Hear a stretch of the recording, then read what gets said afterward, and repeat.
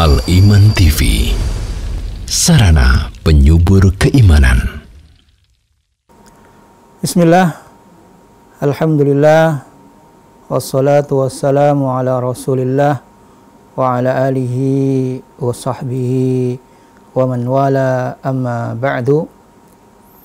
Ikhwani rahimani wa rahimakumullah, pecinta Al-Iman TV dan pendengar setia radio Suara Al-Iman 846 AM, yang semoga kita semua dirahmati oleh Allah Subhanahu wa Ta'ala. Marilah senantiasa kita bersyukur kepada Allah atas segala nikmat yang telah Allah berikan kepada kita semua. Nikmat iman, nikmat Islam, nikmat kesehatan, nikmat waktu luang yang masih bisa kita manfaatkan untuk hal-hal yang dapat meningkatkan ketakwaan kita kepada Allah Subhanahu wa Ta'ala.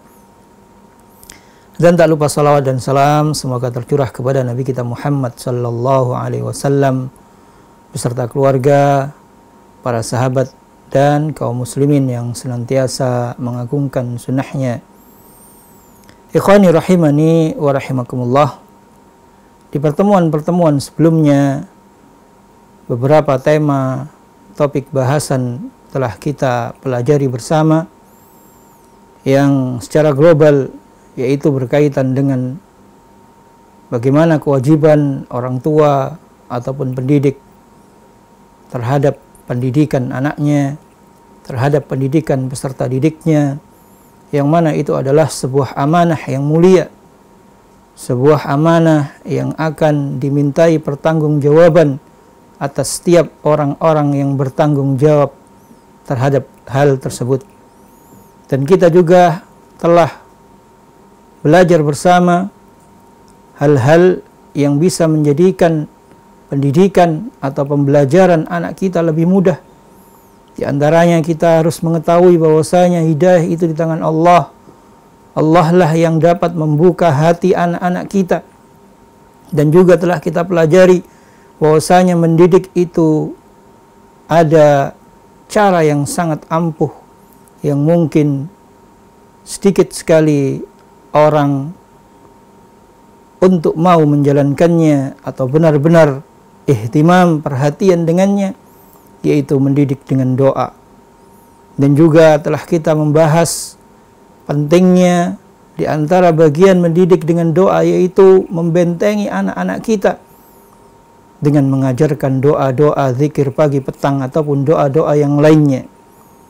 Pada kesempatan kali ini kita akan membahas bagian dari tema-tema penting berkaitan dengan seputar pendidikan Islam tersebut, yaitu menanamkan akidah dan keyakinan, memperkokoh keyakinan, keimanan peserta didik kita. Jika secara teori materi-materi yang sebelumnya itu berkaitan dengan cara atau pemahaman, maka pada kali ini kita masuk berkaitan dengan teori materi yang harus kita berikan kepada anak-anak kita. Materi yang utama dan paling utama yaitu materi berkaitan dengan akidah, berkaitan dengan keyakinan, berkaitan dengan keimanan, berkaitan dengan tauhid dari anak-anak kita tercinta ataupun peserta-peserta didik kita. Kita sebagai orang tua harus bisa membangun pondasi yang kokoh, harus bisa menanamkan akidah dan keimanan yang kuat, baik itu anak maupun peserta didik kita. Mengapa? Karena akidah dan keimanan merupakan asas, merupakan pondasi yang mana di atas pondasi dan asas tersebut itulah amal perbuatan anak-anak kita itu dibangun di atasnya. Maka jika kita bicara tentang pondasi, tentang asas yang bangunan itu dibangun di atasnya, yaitu berupa amal-amal soleh, maka akan terbayang sebuah bangunan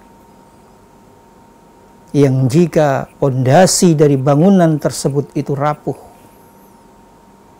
maka bisa dibayangkan apa yang akan terjadi terhadap bangunan-bangunan yang ada di atasnya.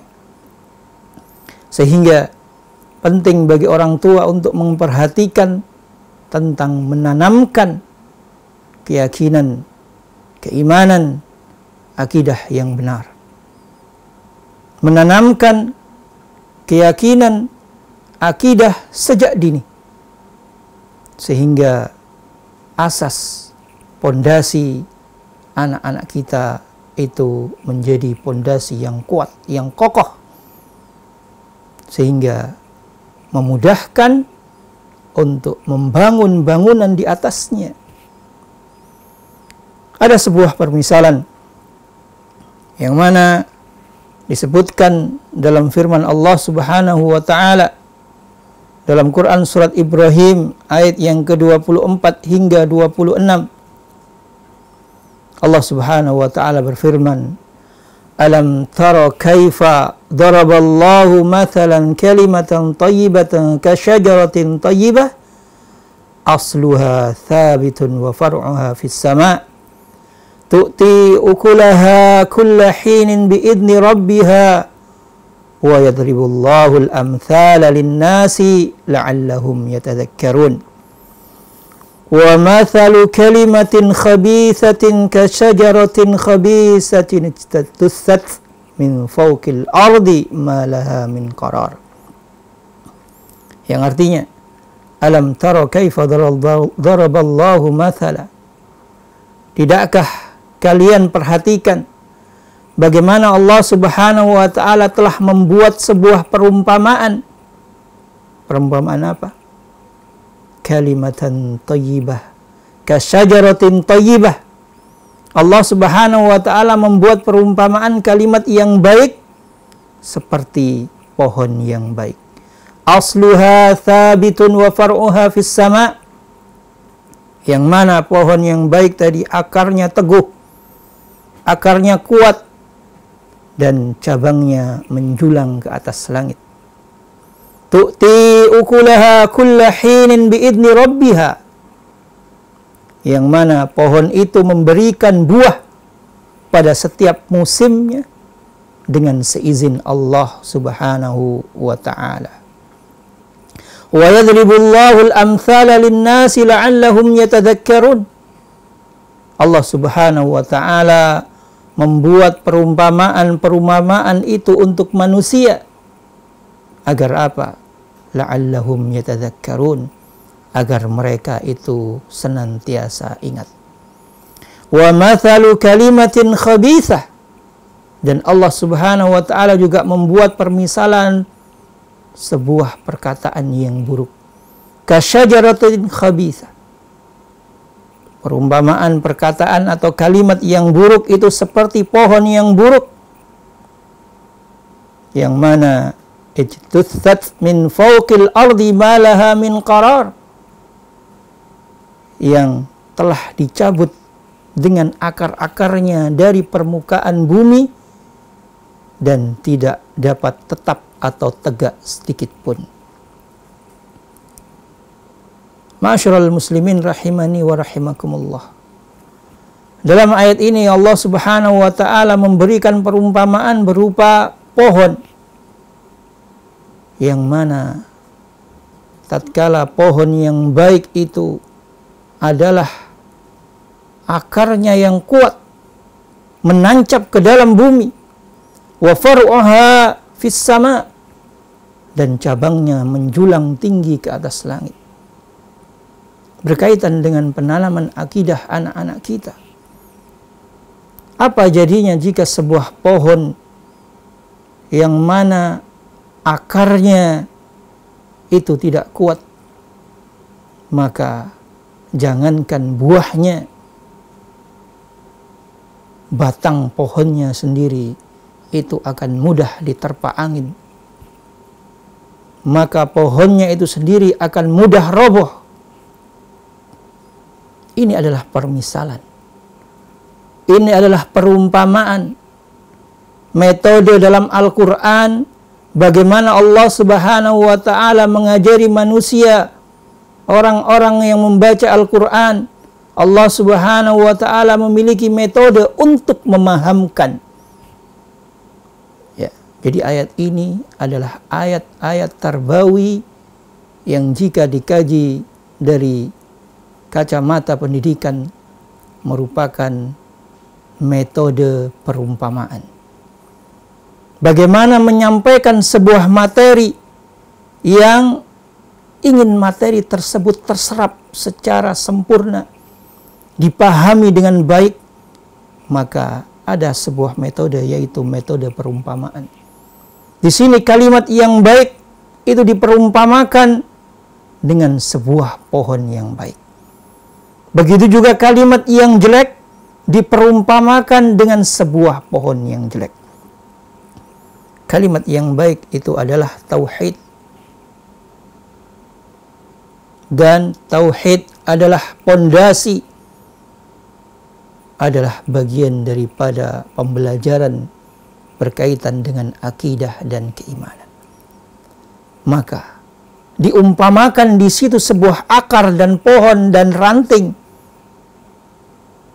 Jika pondasi atau jika akar yang berkaitan dan akidah, yang berkaitan dengan keimanan, yang berkaitan dengan tauhid anak-anak kita, jika itu lemah, jika itu keropos, jika itu tidak kuat, tidak menancap ke dalam bumi secara kuat, maka atasnya, maka batangnya, cabangnya itu tidak akan bisa kuat, maka tidak akan dapat membuahkan sebuah buah. Di sini disebutkan bahwasanya pohon yang baik tadi itu berbuah setiap musimnya atas kehendak atau izin dari Allah. Begitu juga dalam kita mengajari anak-anak kita. Jika kita menginginkan anak kita menjadi anak-anak yang soleh, maka kita harus menanamkan, meletakkan akidah sebagai pondasi yang kuat bagi amal-amal berikutnya. Janganlah kita berharap anak kita aktif untuk membaca Al-Quran. Janganlah kita berharap anak-anak kita semangat bergegas menjalankan sholat. Namun jika kita masih belum bisa menanamkan berkaitan dengan akidah, keyakinan, tauhid mereka, karena bisa jadi mereka membaca Al-Quran karena takut dengan kita. Mereka menjalankan sholat karena khawatir uang jajannya dipotong ataupun yang lainnya. Maka akidah, keimanan itu adalah diumpamakan dalam ayat atau firman tadi Quran surat Ibrahim sebagai akarnya. Jika kita menginginkan buah yang mana buah itu bisa berbuah setiap musimnya, maka pohonnya harus kuat. Jika kita menginginkan buah kesolehan anak kita, maka akidah, keyakinan, tauhidan anak kita harus kita perhatikan, kita tanamkan kepada mereka akidah yang benar. Ini konsep pertama yang harus kita pahami. Konsep yang berikutnya berkaitan dengan materi kita, yaitu bagaimana dalam ayat Al-Quran dan hadis Nabi Muhammad SAW memberikan contoh berkaitan dengan penanaman akidah, memberikan materi yang utama dan paling utama, yang pertama dan paling utama, yaitu materi akidah atau ketauhidan. Sebagaimana beberapa nas, ayat-ayat menerangkan kaitan dengan keutamaan memperkokoh akidah yang benar, akidah yang selamat, keimanan yang benar kepada jiwa-jiwa anak-anak kita sejak dini. Ya, seperti telah ada dalam Quran surat Luqman, yaitu bagaimana Luqman Al-Hakim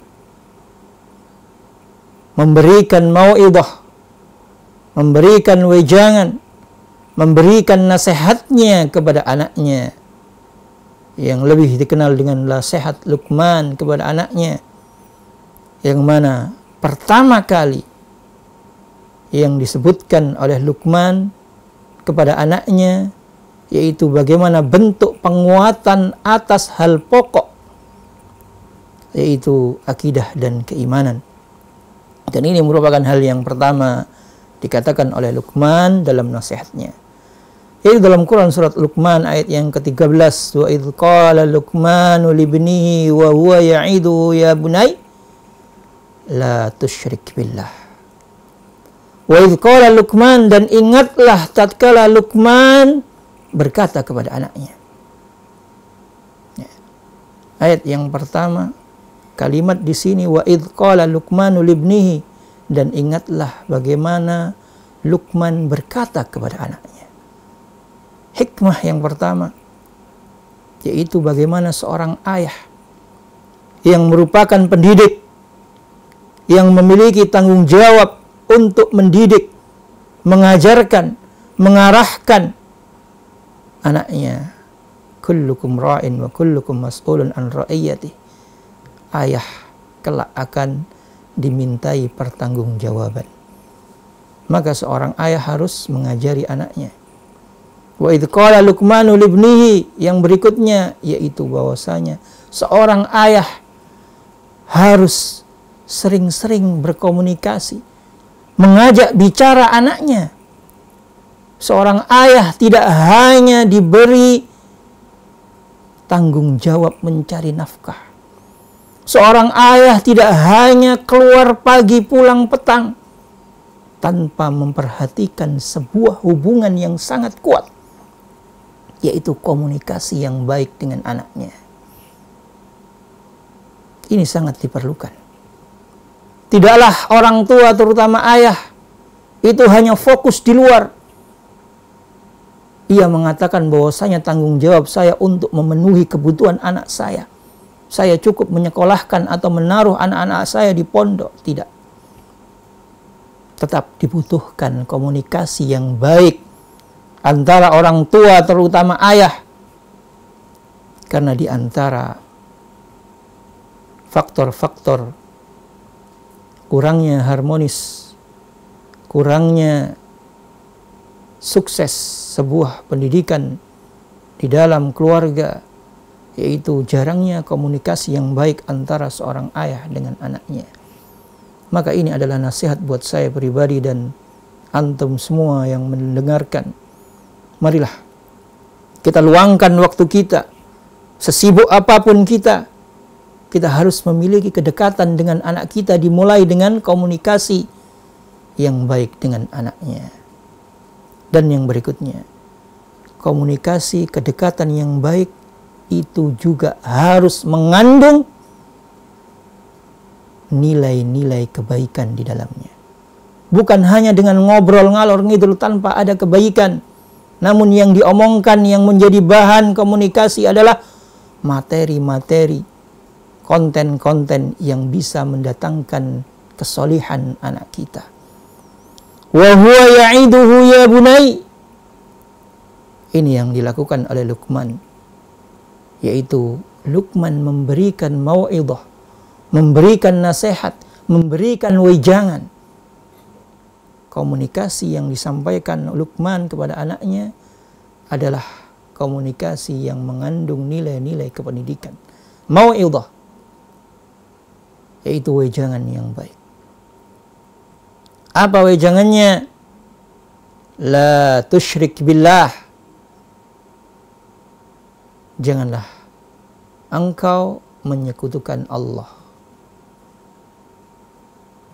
Dalam ayat ini juga mengandung faedah pendidikan yang lainnya, yaitu bagaimana Luqman sebelum menyampaikan mau'idhahnya, sebelum materi itu tersampaikan kepada anaknya, sebelum materi itu diungkapkan oleh Luqman kepada anaknya, di sini ada sebuah metode yang dilakukan dan bagian daripada metode Al-Quran selain metode perumpamaan, yaitu bagaimana metode kasih sayang dengan menyebut anak dengan ungkapan-ungkapan yang mengandung kasih sayang.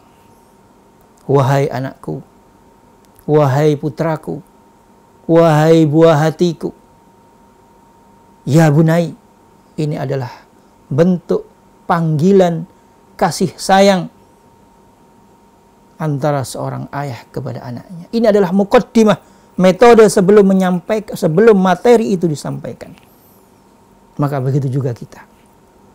Ketika kita ingin menyuruh anak kita untuk segera berwudu, ketika kita menginginkan anak kita segera membaca Al-Quran, ataupun kebaikan-kebaikan yang lainnya, maka kita biasakan untuk menyebut, memanggil anak kita dengan panggilan kasih sayang.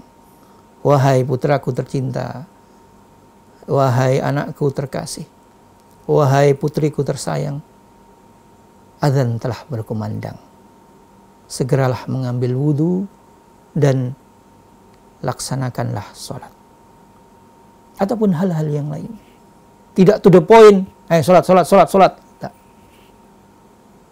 Baca Al-Quran. Tak. Ada prolog sebelumnya. Ada muqaddimah sebelumnya. Inilah diantara metode-metode Al-Quran. Berikutnya, la tusyrik billah inna syirka la dhulmun azim. Ini materi yang pertama dan paling utama untuk orang tua menanamkan kepada anaknya. Hendaknya seorang anak dipahamkan tentang bahayanya kesyirikan, pentingnya ketauhidan, pentingnya mentauhidkan Allah Subhanahu wa ta'ala, dan disampaikan alasannya ketika kita melarang. Mengapa dilarang la tusyrik billah? Disebutkan jawabannya, inna syirka la dhulmun azim. Karena kesyirikan itu, wahai anakku, merupakan kezaliman yang sangat besar. Ayat ini penuh dengan faedah-faedah pendidikan yang hendaknya orang tua itu memahaminya, hendaknya orang tua itu mengerti, dan hendaknya orang tua itu menjalankan ataupun mempraktekkan. Begitu juga seorang pendidik yang ada di lembaga ataupun di mana saja. Cara-cara penting atau butuhnya sebuah kasih sayang. Apapun materi yang diberikan, terutama materi-materi yang berkaitan dengan tauhidan, berkaitan dengan keimanan, keyakinan. Jangan kita jadikan materi itu berat untuk diterima karena kita menggunakan cara-cara, metode-metode, kalimat-kalimat, ungkapan-ungkapan yang salah pula. Terkadang materi itu tidak masuk bukan karena materinya. Terkadang ketauhidan itu sebuah tema menjadi momok karena cara yang kita gunakan. Maka mendakwahkan tauhid, menyampaikan akidah itu tidak identik dengan seram, kasar. Tidak. Ya bunai. Sebuah panggilan yang lembut. Begitu juga bagaimana Syekh Muhammad At-Tamimi rahimahullah dalam kitabnya I'lam rahimakallah. Kalimat I'lam rahimakallah. Sebuah doa di situ disebutkan. Sebelum menyampaikan materinya, ada doa di dalamnya rahimakallah. Yang mana beberapa ulama mengatakan dua hal penting berkaitan dengan hal itu dalam mensyarah kalimat Syekh Muhammad At-Tamimi, yaitu yang pertama, bagaimana rahmatnya, kasih sayangnya seorang alim, seorang guru, seorang pendidik kepada para murid-muridnya. Ini adalah sifat seorang ulama ahlus sunnah, memiliki sifat rahmah, kasih sayang kepada peserta didiknya. Yang kedua, bahwasanya Islam, ahlus sunnah itu dibangun di atas rahmat. Maka ilmu itu dibangun di atas rahmat penuntut ilmu kepada peserta didiknya. Begitu juga seorang ayah. Maka kita harus memperhatikan cara-cara kita. metode-metode kita dalam kita menyampaikan hal yang paling urgent dalam materi-materi pendidikan Islam, yaitu akidah, ketauhidan, keimanan ini. Ma'asyiral muslimin rahimani wa rahimakumullah, pendengar setia Radio Suara Al-Iman dan pemirsa Al-Iman TV dimanapun Anda berada. Ini juga menunjukkan salah satu bukti bagaimana seorang ayah, orang tua, mereka harus menjalankan sebuah amanah, yaitu menjalankan amanah dan tanggung jawab atas anaknya berupa menasehatinya, mengarahkannya, mendidiknya, sebagaimana yang dilakukan oleh Luqman dalam ayat tadi.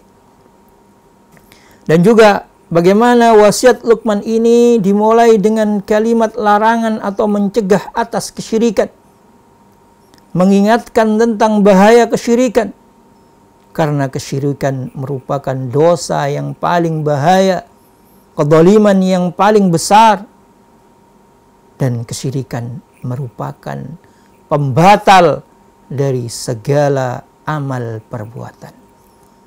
Tadi telah disampaikan bahwasanya akidah keimanan merupakan pondasi, diperumpamakan sebagai akar. Jika akarnya busuk, maka pohon itu tidak akan berbuah, namun malah akan tumbang. Maka jika anak kita tidak mengenal tentang kesyirikan, ketauhidan, sedangkan kesyirikan itu adalah pembatal atas segala amal perbuatan.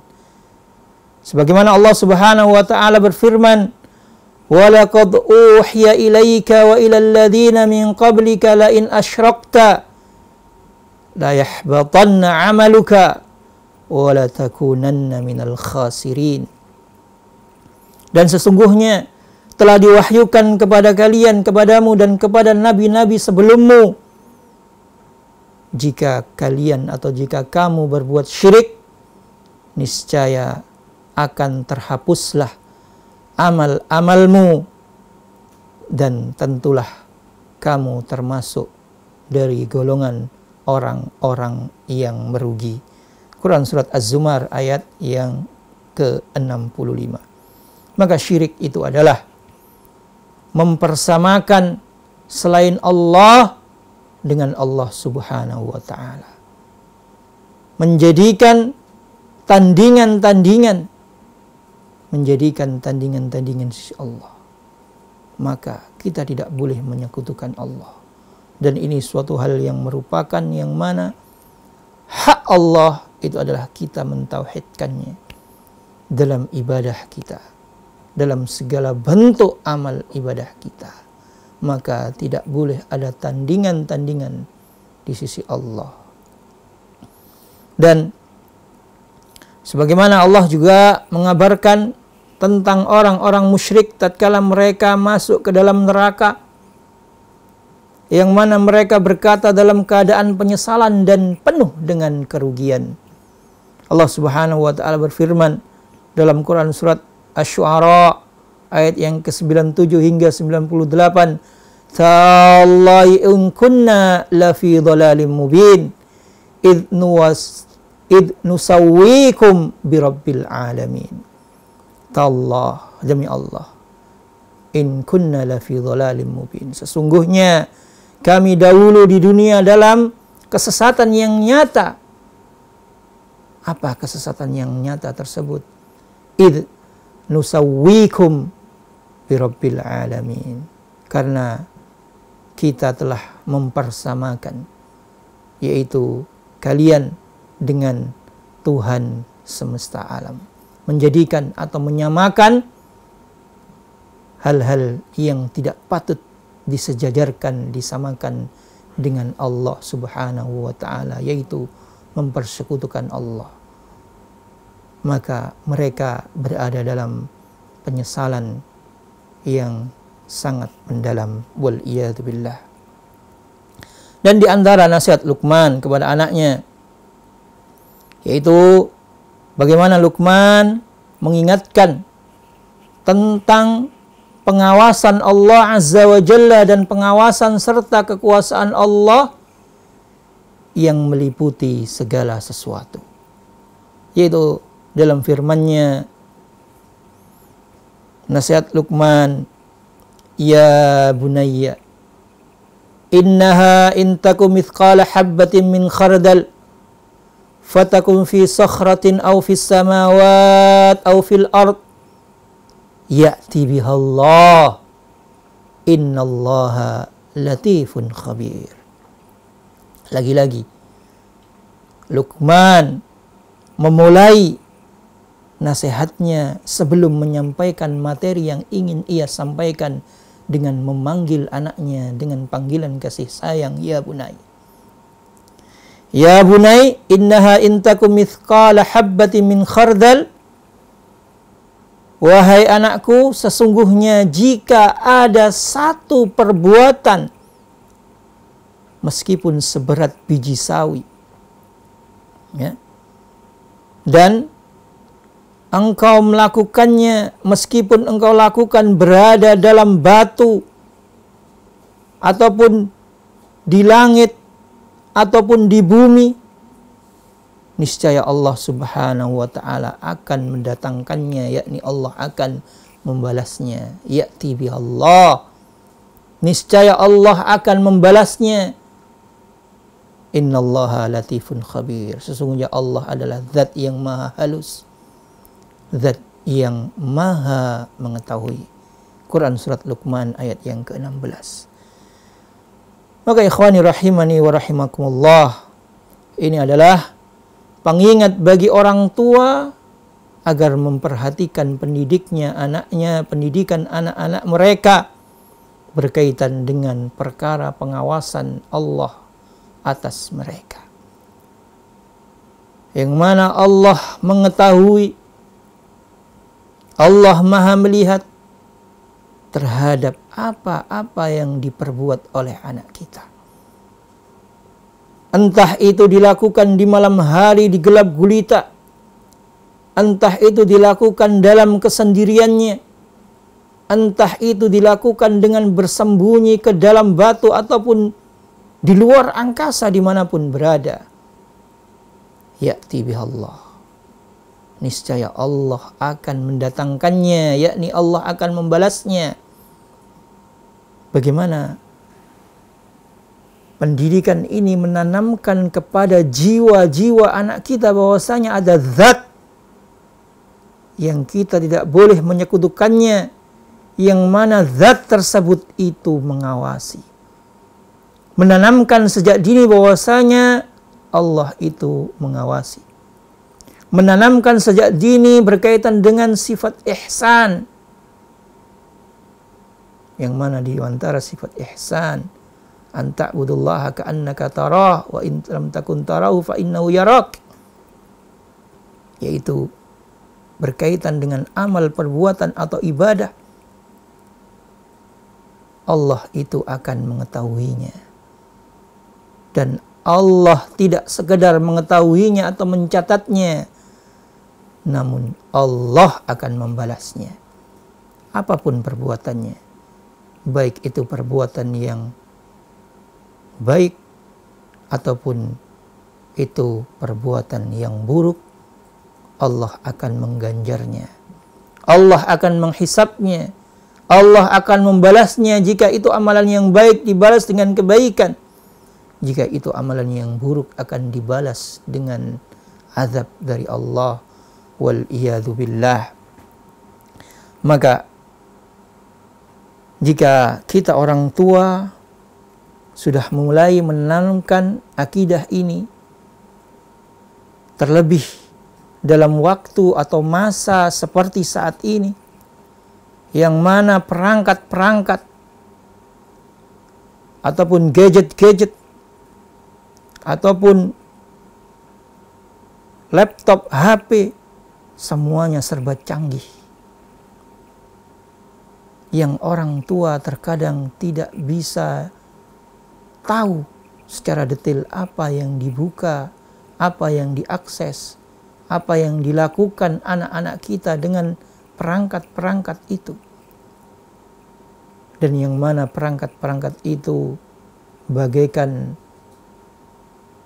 sebuah hal yang bisa mendatangkan keburukan dan juga bisa mendatangkan kebaikan. Mau sampai kapan kita bisa mengontrol alat-alat itu? Secanggih kontrol apa kita terhadap alat tersebut, namun jika kita tidak mau atau kita tidak bisa menanamkan keyakinan bahwasanya ada zat yang maha melihat, ada zat yang maha mengetahui, ada zat yang akan menghisap, maka ini adalah kontrol yang paling utama, dan ini adalah pendidikan yang paling utama, dan ini adalah materi yang paling utama untuk disampaikan sejak dini. Sehingga ia akan tahu bahwasanya dirinya itu akan diawasi, dan tatkala memegang gadget ataupun apa aja, ia bisa mengontrol dirinya. Ya, terutama orang tua yang mungkin masih gaptek berkaitan dengan perangkatnya. Berapa banyak orang-orang tua itu lebih canggih, lebih pintar dalam mengakses perangkat-perangkat tersebut, lebih pintar anaknya daripada orang tuanya. Maka hal yang paling utama kita tanamkan berkaitan dengan akidah, keyakinan ini. Sehingga ini adalah kunci kita untuk mengontrol anak kita. Dan ini adalah tanggung jawab kita untuk mengajari anak kita tentang Allah, tentang Rabb-Nya, tentang penciptanya. Allah adalah Ar-Rabb yang mengatur alam semesta, Al-Khaliq yang menciptakan. Allah itu maha melihat, maha mengetahui, dan Allah akan membalas apapun amal perbuatan kita. Sehingga ini adalah solusi untuk kebaikan anak kita, solusi untuk masalah gadget anak kita. Ya, tatkala azan berkumandang, karena ia tahu dalam hati, dalam keyakinannya bahwasanya ini adalah panggilan Allah. Jika teledor atau meninggalkannya, maka akan dibalas atau diganjar oleh Allah. Maka secara otomatis TV itu akan ditinggalkan, laptop ataupun HP itu akan ditinggalkan, karena anak tersebut telah tertancap dalam akidahnya berkaitan dengan kewajiban dan haknya sebagai seorang hamba terhadap Rabb-Nya, terhadap ilahnya. Maka tatkala nanti mereka tumbuh menjadi anak-anak yang dewasa, ia tetap akan menjadi anak-anak yang akan takut dan berharap kepada Rabb-Nya. Takut akan azab Rabb-Nya jika ia melakukan hal-hal dosa atau menyimpang, dan berharap pahala dari sisi Rabb-Nya atas amalan-amalan yang ia jalankan. Tatkala anak kita telah dewasa, maka ia akan mengetahui bahwasanya ia berkewajiban untuk berbakti kepada orang tuanya. Kenapa? Karena ia mengerti bahwasanya berbakti itu adalah bagian daripada perintah dalam agamanya. Dan ia tidak akan menyia-nyiakan orang tuanya tatkala orang tuanya telah tua, karena itu adalah bagian uququl walidain, bagian daripada yang dilarang oleh Rabb-Nya, bagian dari hal yang dilarang oleh agamanya, maka ia akan meninggalkannya. Ma'asyiral muslimin rahimani wa rahimakumullah. Hal yang terakhir yaitu berkaitan dengan bagaimana mengajari anak-anak kita, sebagaimana yang dilakukan oleh Luqman dalam ayat tadi. Dua hal poin penting berkaitan dengan tidak menyekutukan Allah, hendaknya mentauhidkan Allah, dan berkaitan dengan bahwasanya Allah itu mengawasi. Nabi kita Muhammad SAW dalam sabdanya juga menunjukkan bagaimana perhatian beliau dalam menjelaskan perkara akidah, dan bagaimana beliau menanamkan perkara tersebut kepada jiwa-jiwa anak-anak yang sedang tumbuh kembang. Yaitu riwayat dari Ibnu Abbas, yang mana suatu saat atau suatu ketika Ibnu Abbas itu sedang berada di belakang atau dibonceng oleh Rasulullah sallallahu alaihi wasallam. Abdullah bin Abbas radhiyallahu anhuma qala kuntu khalfan nabi sallallahu alaihi wasallam yauman. Bahwasanya Abdullah bin Abbas itu berkata bahwasanya dahulu aku sedang dibonceng oleh Rasulullah sallallahu alaihi wasallam suatu ketika. Faqala, lantas Rasulullah sallallahu alaihi wasallam bersabda, "Ya ghulam, inni u'allimuka kalimat." Perhatikan bagaimana Rasulullah sallallahu alaihi wasallam metodenya juga sebagaimana yang sudah kita bahas tadi, hampir sama dengan metode yang dilakukan oleh Luqman di antara metode Al-Qur'an dan metode tarbawi, metode Nabi sallallahu alaihi wasallam itu sama.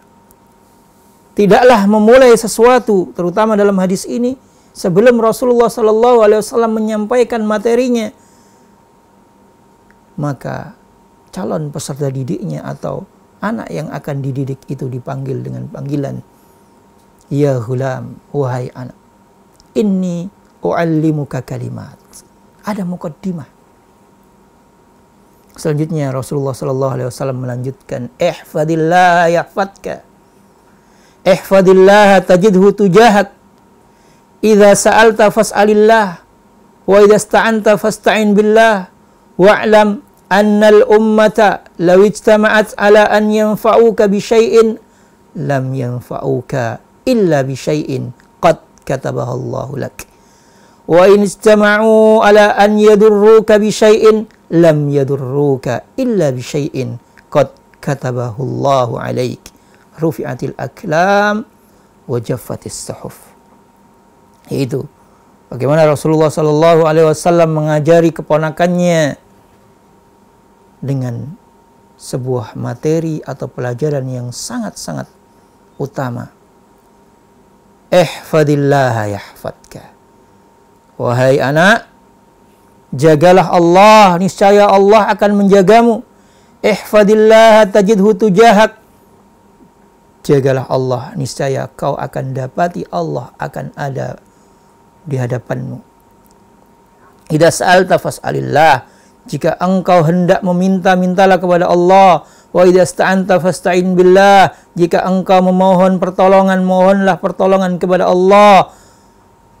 Wa'lam annal ummata law ijtama'at ala an yanfa'uka bi syai'in lan yanfa'uka illa bi syai'in qad katabahu Allahu lak. Jika, ketahuilah, seandainya seluruh umat itu bersatu untuk memberimu sebuah keberuntungan, sebuah kebaikan, maka hal itu tidak akan bisa engkau dapatkan kecuali apa-apa yang telah Allah tetapkan kepadamu. Begitu juga sebaliknya, jika semua umat manusia itu berkumpul untuk memadorotkan dirimu, tidaklah kemadorotan itu akan atau bahaya itu akan ada kecuali apa yang telah Allah Subhanahu wa taala berikan ketetapan atasmu. Rufi'atil aklam wa jaffatis suhuf. Pena-pena telah diangkat dan lembaran-lembaran telah mengering. Ma'asyiral muslimin rahimani wa rahimakumullah. Dalam hadis ini banyak sekali faidah yang bisa kita ambil. Yang intinya bagaimana orang tua itu hendaknya mencontoh dari apa yang telah disampaikan oleh Rasulullah SAW. Ya ghulam, yaitu anak kecil, anak yang akan tumbuh kembang, itu sejak dini ditanamkan tentang akidah. Bahwasanya jagalah Allah, yaitu menjaga Allah Subhanahu wa ta'ala dari apa-apa yang telah Allah perintahkan. Hendaknya dijaga dari perintah-perintah itu untuk senantiasa dijalankan, dan menjaga dari apa-apa yang telah dilarang oleh Allah, hendaknya tidak sampai dilanggar. Maka ini bagaimana kita menanamkan kepada anak kita pentingnya menjaga hak-hak Allah. Ini harus ditanamkan sejak dini. Dan bagaimana juga ditanamkan bahwasanya adanya ketetapan Allah. Seluruh makhluk itu tidak bisa mendatangkan manfaat dan madarat, karena yang bisa mendatangkan manfaat dan madarat itu Allah. Dan hal-hal yang telah ditetapkan oleh Allah itu niscaya tidak akan meleset. Sejak kecil kita ajari mereka, maka tatkala mereka dewasa, tatkala mereka menjadi seorang orang tua atau dewasa, tatkala menjemput rizkinya, maka tidak ada kekhawatiran. Karena mereka tahu tentang ketetapan Allah selama mereka mau berusaha. Dan juga bagaimana diajarkan fa idza sa'alta fas'alillah. Jika memohon sesuatu, mohonlah kepada Allah. Maka bagaimana mengajarkan ketergantungan anak kepada Rabb-nya, memohon sesuatu itu tidak pada selain Allah. Karena zat yang maha mampu mengatasi segala masalah pada anak kita kelak ketika dia menjadi anak yang dewasa, itu hanya Allah. Wa idza sta'anta, begitu juga ketika memohon pertolongan, iyyaka na'budu wa iyyaka nasta'in. Memohon pertolongan karena pertolongan itu hanya dari Allah. Sebuah materi-materi yang sangat-sangat penting, urgent untuk ditanamkan sejak dini. Wallahu ta'ala a'lam. Mungkin itu yang bisa disampaikan dalam kesempatan kali ini. Mungkin bisa dilanjutkan pada kesempatan-kesempatan berikutnya. Demikian yang bisa saya sampaikan. Mohon maaf jika ada kesalahan ataupun kekurangan. Jika ada kesalahan, itu adalah datangnya dari saya pribadi, dan saya beristighfar kepada Allah atas segala kesalahan. Dan jika ada benarnya, semoga Allah Subhanahu wa taala memudahkan kita untuk bisa mengamalkannya. Aqulu qauli hadza, wassalamualaikum warahmatullahi wabarakatuh. Al Iman TV, sarana penyubur keimanan.